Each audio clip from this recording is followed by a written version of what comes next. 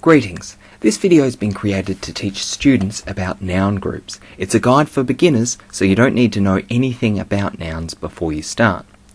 Now, just to begin, if you've never heard the word noun before, it's commonly used in grammar to talk about a naming word or a word that's used to describe an object, its name.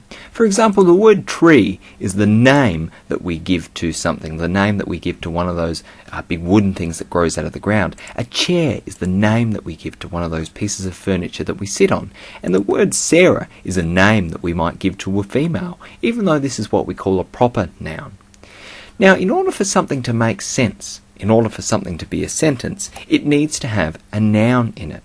It can't just have a noun, it also needs to have a verb. Otherwise, all our sentences would read like this: tree, chair, Sarah, which doesn't make any sense. In order for our writing to make sense, or any form of communication, we need to have a combination. If I look at this simple sentence down here, I went running. Well, that seems to make sense, but where is the noun and where is the verb? Well, in this case, I is the noun, because that's the name that I give to myself. Went running is the thing that I did, and that, in case, is the verb. If we look up at this slightly more complicated sentence, we'll notice that we can see John, and once again, John is the noun. But there's actually another noun in this sentence, and I wonder if you can spot it. As I move along, we know that we also need to have a verb, and in this case that's sat, because that's the thing that John sat. But John sat on something, and the name of the thing that he sat on is also a noun, in this case, the table. Now you'll notice that both John and the table are both classified as nouns, even though John is one word and the table is two words. When we're talking about noun groups, we're really talking about the fact that some names contain more than one word. For example, in this sentence, the table is a noun group because these two words create one name or one noun. Now, you might not know it, but there's actually a grammatical sequence that determines how information should be processed when we're writing nouns. And what we use to do this is the table, which you can see here. Now, there's a number of different words associated with writing noun groups. The pointer, which usually takes the form of a word like the, or a, or my, or John's, is usually what we'd say is the derivation of the noun. The numerator tends to talk about how many of the particular thing there are.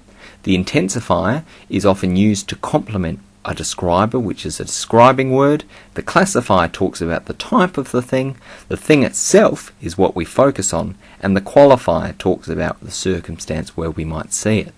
Now that's a lot of information to go through quite quickly, so let's break it down a little bit. When we look up here on our early sentence, we had the table.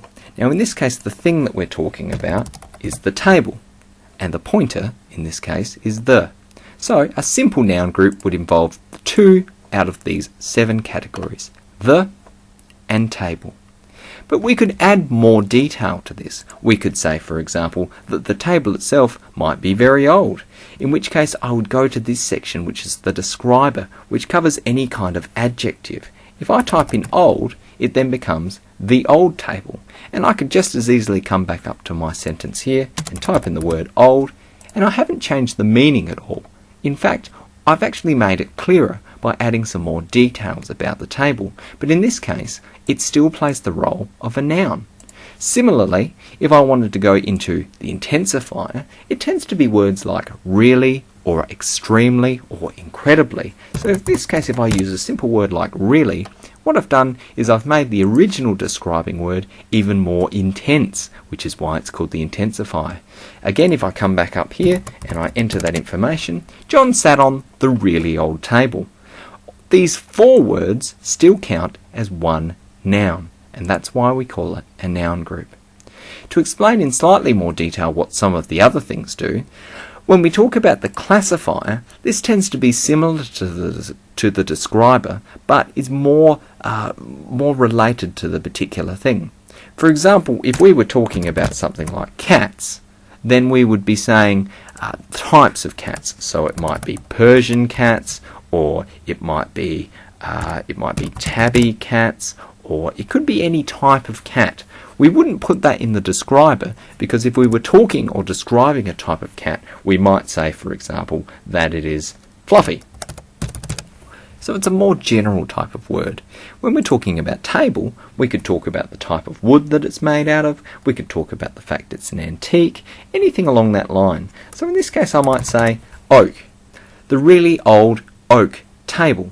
And once again, I can come up here and I can add that classifier and it still makes sense. The sentence hasn't changed, the composure is the same, the only difference is my noun is getting longer and longer, but it still plays the same role in the sentence.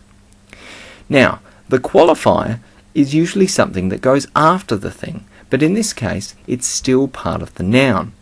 Okay, so I could say, for example, in the kitchen, and it would still make sense. John sat on the really old table in the kitchen.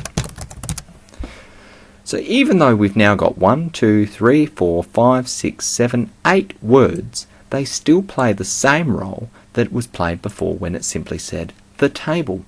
All of these elements form one noun group, and all of these words form one name, and it's the name we have for this particular table.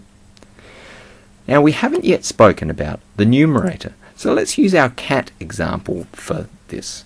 In this case, whenever there's multiple items or anything to do with number, it goes into this section. So in this case, I'm going to say a dozen, meaning there's about 12 cats. I'm going to choose one classifier. In this case, I might say Persian. A dozen fluffy Persian cats. Now, as you can see, all of this only plays the role of one noun. So for example, if I happened to see a group of cats sitting outside my house and I had to come up with a name to describe them, I would say, hey look, there's a dozen fluffy Persian cats, and that would be the noun. Now if I use that information just on its own, it's not a sentence. If I write that down below here, a dozen fluffy Persian cats, I haven't actually created a sentence. It doesn't make sense, and the reason is because there's actually no action in there. If I grabbed my action from up here and said went running and copied that and pasted it down, it would suddenly make sense, and this is a complete sentence because I've got my noun and I've got my verb. If I didn't have the verb, it would only be part of a sentence.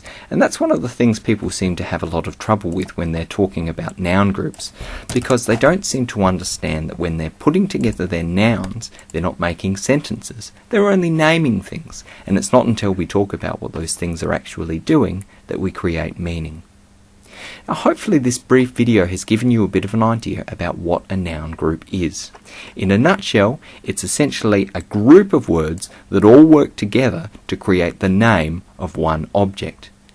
When we're writing noun groups, there's an expected order that we should be following in order to make sure that the grammar of our noun is correct. We need to make sure that we put things in this order, because otherwise our language isn't going to make sense. You can use noun groups really interestingly in your writing to improve the written quality and the density of your writing and make it sound more professional. Check out some of the other videos to find out how you can further improve your skills.